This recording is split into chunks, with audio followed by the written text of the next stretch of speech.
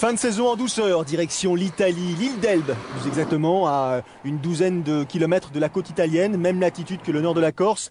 Fin septembre pour un triathlon longue distance qui va en quelque sorte, Cyril, clôturer la saison officiellement. C'est l'Elbaman. Ouais, l'Elbaman, donc en effet, une course de fin de saison pour les Européens, une course un peu exhibition, histoire de finir tranquillement cette saison. Donc l'Elbaman qui propose deux courses, la distance Ironman qui existe maintenant depuis 7 ans et la distance Alpha Ironman. Ils sont près de 650 athlètes à s'élancer pour ces deux courses.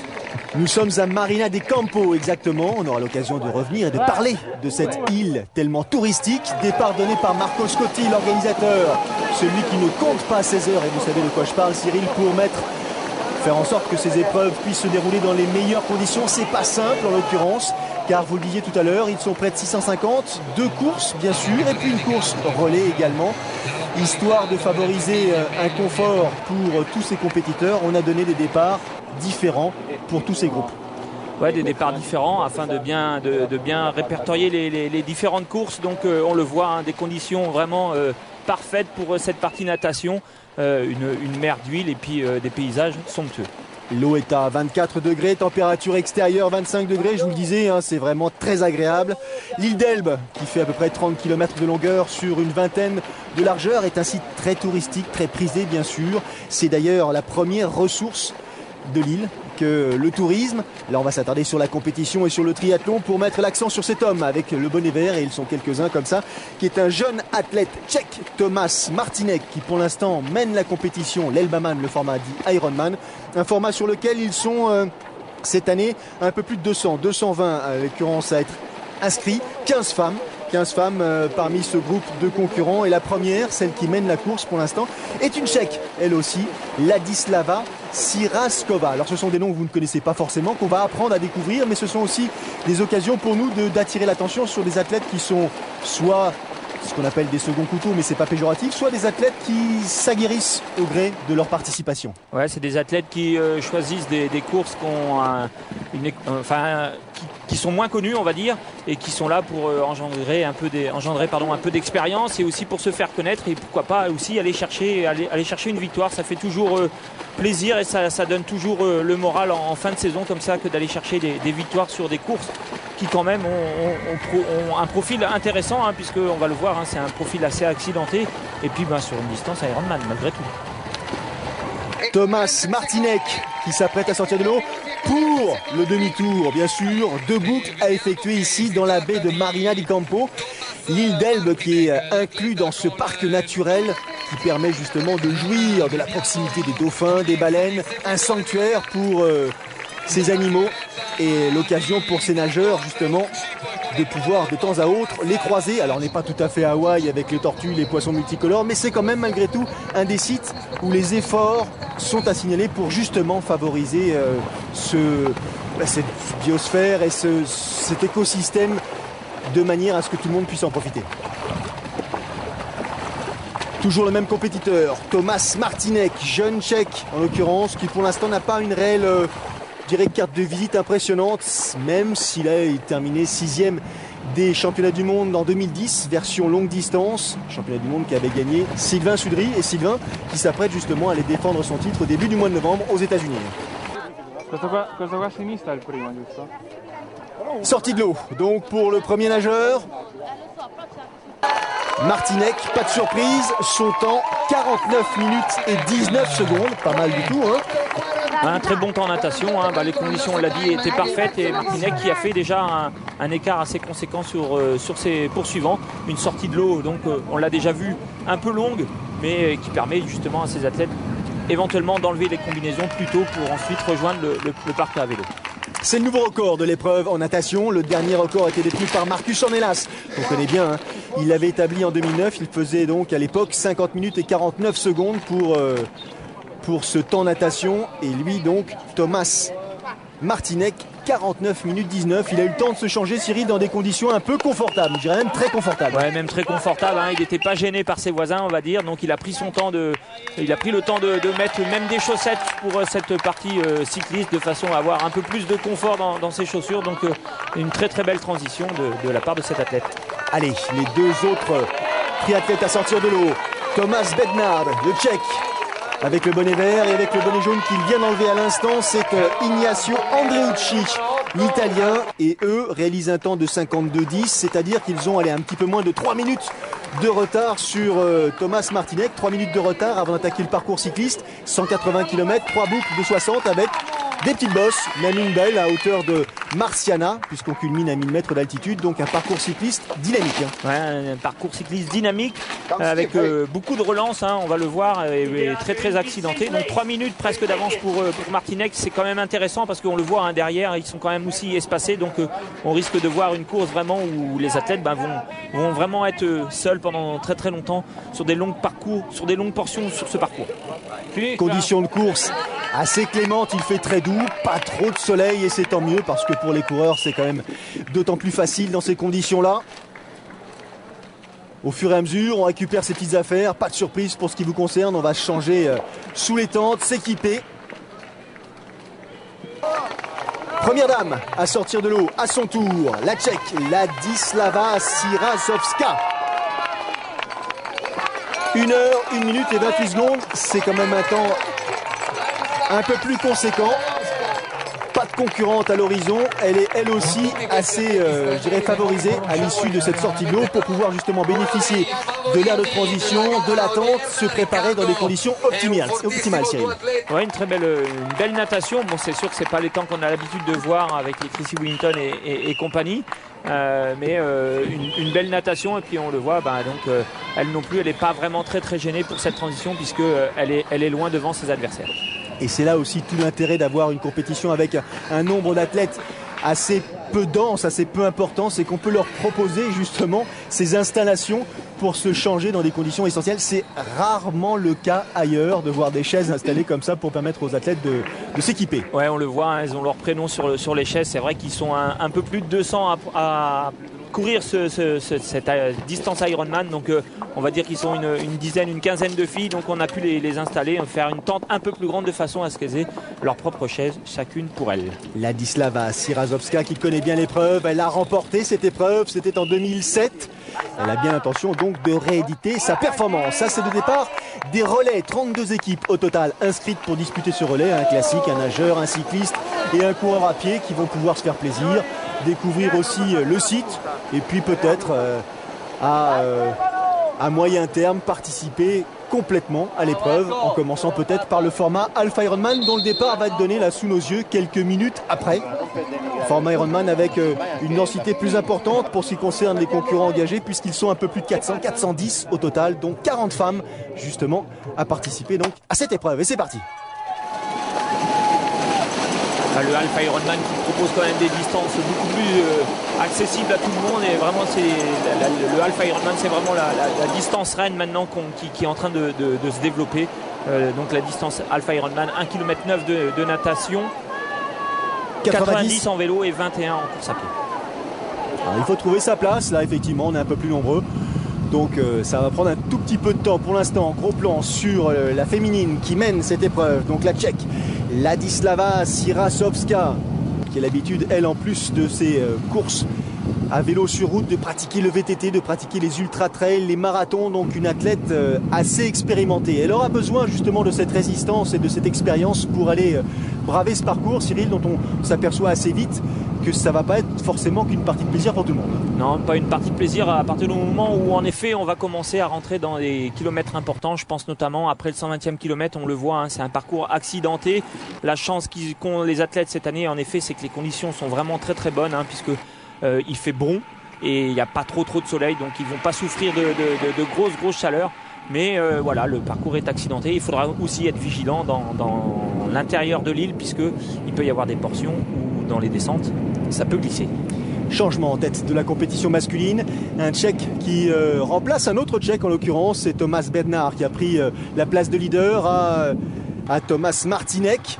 Donc pour l'instant, une évolution entre Tchèques, mais derrière, attention à surveiller cet individu, cet athlète, Chris Brand, néerlandais, un ancien, 43 ans, mais qui lui a une réelle expérience. Il avait fait deuxième place ici même l'an passé, il a couru à Hawaï, il a fait plusieurs top 10 et top 15 sur distance Ironman, donc c'est probant. Ouais, c'est un athlète qui a surtout l'expérience de ces distances-là, donc il connaît très bien, il connaît très bien le parcours pour avoir fait deuxième l'année passée. Donc voilà, c'est quelqu'un qui normalement devrait pouvoir mieux gérer l'effort et la course que ses adversaires.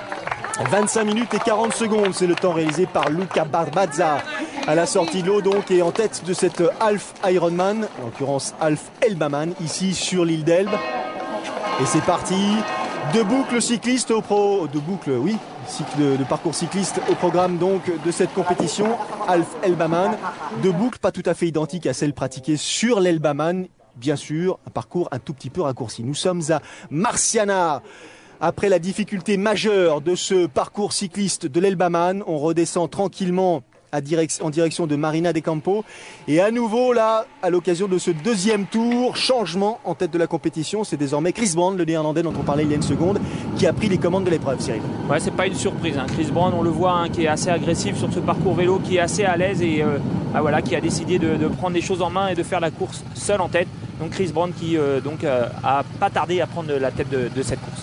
Il a fait notamment, comme je vous le disais, plusieurs top 10, top 15 au Canada, aux Canaries. Il avait couru à Hawaï en 2009 où il avait pris une 58e place. Alors bien sûr, sur le plan des performances auxquelles on a pu assister, notamment les dernières, celles réalisées par Craig Alexander, c'est pas tout à fait équivalent, mais il n'empêche qu'un top 60 à Hawaï, c'est pas mal non plus. Non, c'est pas mal non plus. C'est des bons souvenirs, j'imagine, pour cet athlète, des bons souvenirs, des bons résultats dans sa carrière. 1101, le dossard de la jeune athlète italienne Daniela Palaro qui domine pour l'instant le Half Elbaman. Elle est sortie en tête de l'eau en 29 minutes et 1 seconde. Lui, c'est le leader pour l'instant de la course chez ces messieurs.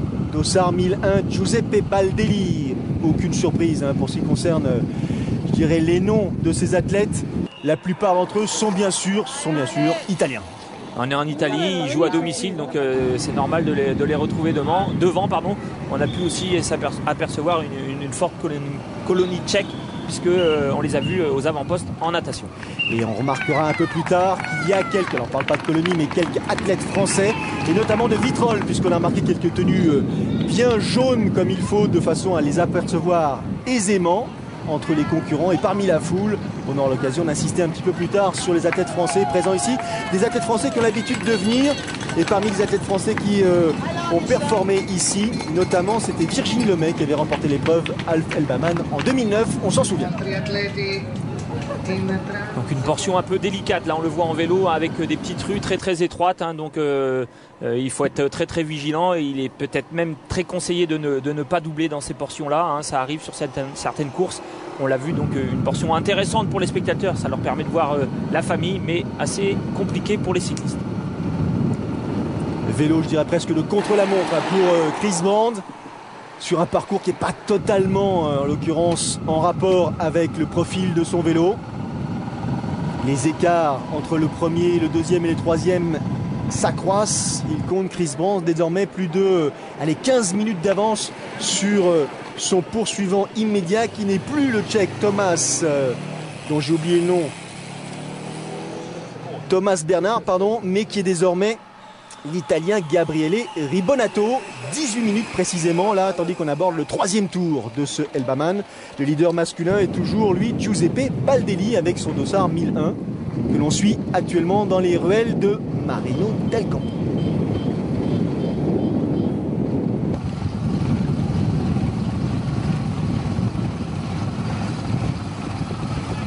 Solidement campé en tête pour l'instant. Parcours cycliste avec des relances multiples, pas de temps mort à vrai dire. Il faut profiter des quelques instants descendants justement en direction de la mer pour respirer un petit peu, parce que derrière, même si les bosses ne sont pas forcément très prononcées, bien que par endroits ça monte à plus de 6,5, 8%, il faut quand même savoir gérer son épreuve. Ouais, pour ceux qui ont l'habitude d'aller vers Nice, Monaco, c'est un parcours un peu similaire à ce qu'on voit sur le parcours de Nice ou sur le Half Ironman de Monaco. Fin du parcours cycliste pour ce qui concerne le leader du Half Elbaman, Giuseppe Baldelli. 3h22 de course là, pose le pied, pas forcément avec une grande aisance. Attention derrière, ils ne sont pas très loin et c'est parti pour Baldelli là, en l'occurrence. 21 km à effectuer en aller-retour, soutenu par ses proches. Là voici la concurrence des Français, donc Gérard Witz et Anthony Landreau, deux membres du club de Vitrolles. On est ensemble, allez hein. Allez. Qui s'encouragent, qui se motivent. Anthony Landreau qui a fait un bon vélo en l'occurrence, là 2h53-48. C'est le 4e temps, mais est-ce que c'est pas justement un risque? Et les Français qui vont pouvoir s'encourager pour essayer de revenir justement sur l'Italien. Donc c'est intéressant pour ces deux athlètes français de pouvoir partir ensemble sur ces 21 km. Attention à derrière, Konrad von Almen fait partie des clients sur cette épreuve-là. Il a l'habitude de fournir un bon temps sur semi-marathon. Première de ces dames à en terminer. C'est une Britannique désormais en tête de la course, dossard 1102, Michelle Parsons, qui a l'habitude de performer, elle, en duathlon longue distance. Michelle Parsons qui a un pédigré assez crédible, ex-championne d'Europe de duathlon en 2005 et 2006, ex-championne du monde de duathlon longue distance en 2004. Ah, donc elle a fait la différence donc, sur ce parcours cycliste. Hein. Elle devrait quand même être assez à l'aise sur ce parcours course à pied, hein, venant du duathlon, avec les résultats qu'elle a connus. Elle devrait, j'espère, pouvoir gérer tranquillement cette fin de course. On parlait tout à l'heure des conditions clémentes. Ça, c'est pour ce qui concerne la plage. Pour ce qui concerne la course devant, ça bagarre sacrément. Et c'est désormais Konrad von Almen qui a pris la tête de la course. Et Sarral derrière. Sarral, les Français râlent bien sûr parce qu'il a bénéficié d'une petite aide extérieure, un petit ravitaillement sauvage comme on dit. Ouais, il n'y a rien de bien méchant. C'est sûr que c'est interdit dans le règlement. Mais là, on est sur une course, on va dire, touristique où les gens viennent avant tout pour passer sûrement quelques jours de vacances pour se faire plaisir. Je pense pas que ça soit ça qui fasse vraiment la différence sur cette épreuve. Et il faut comprendre qu'aussi lorsqu'on est impliqué dans une course, on a un regard parfois un peu plus étroit, on est directement concerné, donc c'est aussi pour cette raison que le Français de Vitrolles a un peu râlé. Il a bien fait malgré tout d'exprimer son sentiment, ça va le libérer et ça va sans doute lui permettre de faire une meilleure course. Il résiste bien pourtant, Konrad von Almen, le Suisse, 22e cette année lors de l'Ironman de Lake Placid, donc ça situe un petit peu le niveau des athlètes présents, hein. Ce ne sont pas ceux qui ont l'habitude forcément de monter sur le podium. Malgré tout, ça reste des performances honorables. Ouais, des bonnes performances et c'est surtout, on le voit hein, sur le visage de ces athlètes, ils sont très très motivés, hein. C'est l'occasion pour eux d'aller chercher une victoire, d'aller chercher un podium, donc c'est vraiment intéressant de voir leur réaction. Fin de parcours pour le Suisse Konrad von Almen qui s'apprête à franchir la ligne d'arrivée en vainqueur. Il s'agit encore une fois du Alf Elbaman. Attention, pas le temps de tendre la ligne d'arrivée. Il devra revenir en arrière de quelques mètres pour la franchir officiellement. Et Cyril, vous en parliez, ils sont là pour se faire plaisir et c'était le cas pour lui. Deuxième place pour le Français Gérard Wirtz de Vitrolles. Un petit peu plus de 3,30 entre le premier et le deuxième. La troisième place pour Reto Baumgartner, le Suisse, qui va choper et chipper la troisième place au nez à la barbe d'Anthony Landreau, le Français qui terminera lui en 4e position. Applauso moltiplicato per 10 da parte del pubblico di Marina di Campo. Stupendo questo arrivo e questo quadretto familiare che Reto Baumgarten ci regala. Michelle Parsons, la Britannique, qui fait la course en tête depuis le début de ce semi-marathon. Elle aussi se dirige en vainqueur sur cette ligne d'arrivée. 14e de l'Ironman suisse en 2010, 31e de l'Ironman de Regensburg cette année. Un physique bien affûté, bien agressif, qui va lui permettre de résister au retour de ses concurrentes et de franchir la ligne d'arrivée en tête, avec un temps sur semi-marathon de 1h35-23 pour un temps total de 5h25 minutes et 51 secondes. Parsons, la britannica Michelle Parsons. Pensate, sarebbe 10ª assoluta. Retour sur l'Elbaman et gros plan sur Chris Brands, le néerlandais, en tête depuis quasiment le deuxième tour du parcours cycliste. Cyril,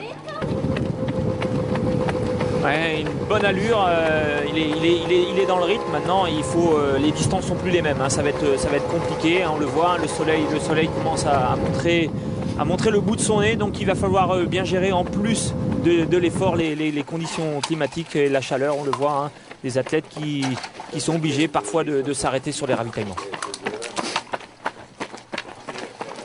Ouais, ça commence à cogner, hein. On le voit très bien. Et il est important pour tous ceux qui sont engagés ici de ne pas oublier de s'hydrater, ne pas hésiter à s'arrêter lors des ravitaillements. Elle est en tête quasiment, oui, depuis le début de l'épreuve en l'occurrence, la Tchèque Ladislava Sirasovska. Elle avait pris à Nice en 2006 et 2007 une 6e place. Elle a terminé en 2010 5e de l'Ironman de Regensburg, donc une athlète assez régulière. Régulière qui elle aussi a l'expérience de ces distances-là. On le voit, elle est très concentrée dans sa course. Elle a une belle allure, donc je pense qu'elle devrait aller loin dans la course. Dossard 35, Bruno Freudenreich de Vitrolles qui se bat, Bruno. Il est en 4e position, il a 6 minutes 30 de retard sur le 3e au moment d'attaquer le marathon. C'est jouable, il faut s'accrocher. Et là, la foulée de Chris Brands est plus tout à fait aussi légère. On le voit, hein, il est un peu en difficulté. La foulée est un peu heurtée.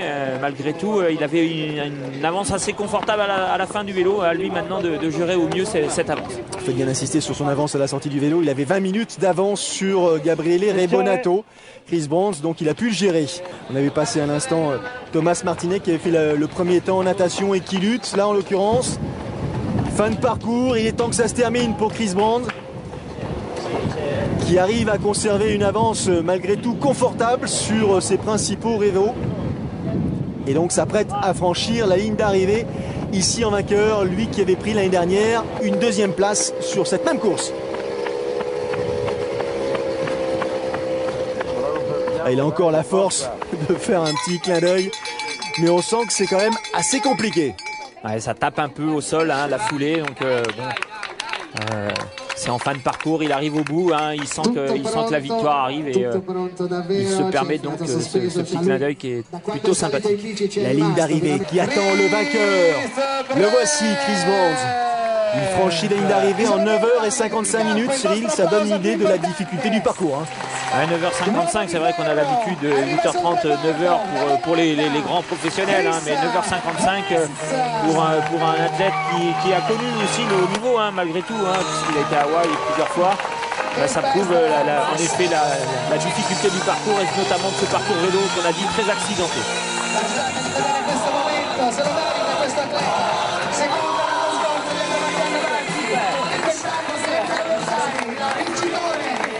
Deuxième place pour Gabriele Rebonato qui arrive après 10h23 et 21 secondes d'effort. Et la 3e place sur le podium, c'est finalement le Français Bruno Freudenreich qui va réussir à la prendre.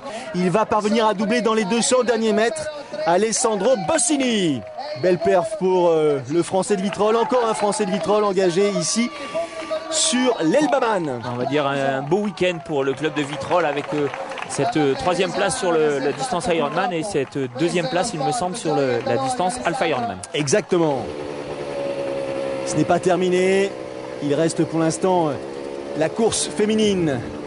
Et c'est toujours, je dirais avec une gestion là qui paraît sereine, efficace. C'est toujours Ladislava Sirasovska, la Tchèque, qui est en tête de l'épreuve. Sirasovska qui a tout le loisir de profiter donc de ces derniers mètres pour se souvenir de ces instants particulièrement joyeux qu'elle avait déjà connus en 2007 et qu'elle s'apprête donc à revivre cette année. Dernier virage, le tapis bleu et la ligne d'arrivée pour un temps total de 11h24,58. Là aussi, course longue, hein. Ouais, course longue, même très longue, mais une belle maîtrise dans cette course, hein, de cet athlète qui, on l'a dit, hein, avait déjà eu l'expérience de faire des belles places, notamment à Nice. Deuxième place pour l'Italienne Laura Mazzucco qui va arriver, elle, 48 minutes plus tard. Deuxième position et donc 3e position pour Marta Poretti. Arriva da Alba e non è il suo primo Ironman stagionale. Il 15 agosto era a Den Brun, la gara più dura del mondo. Et pour tous les amateurs, quelques heures de course encore en perspective. Récapitulation, donc ça ce sont les vainqueurs messieurs du Half Elbaman. Konrad van Almen donc qui termine premier devant Gerhard Witz, le français. Ça chez les dames, c'est Michelle Parsons qui s'impose devant Daniela Palaro et Francesca Meni. Et enfin, pour ce qui concerne l'Elbaman, victoire de Chris Brand, le néerlandais donc, devant Rebonato et Freudenreich, le français. Troisième place pour Bruno Freudenreich, à souligner chez ces dames donc. De bout en bout, elle a mené l'épreuve. Ladislava Siravskova s'impose devant Laura Mazzucco et Marta Poretti. Belle épreuve, beau résultat, une épreuve qui mérite d'être suivie parce que tout simplement en fin de saison, ça fait du bien aussi de voir ces courses-là. Prochain rendez-vous sur l'antenne de Sport Plus. La semaine prochaine, direction l'Espagne avec le Challenge Barcelone. Salut à tous. Salut.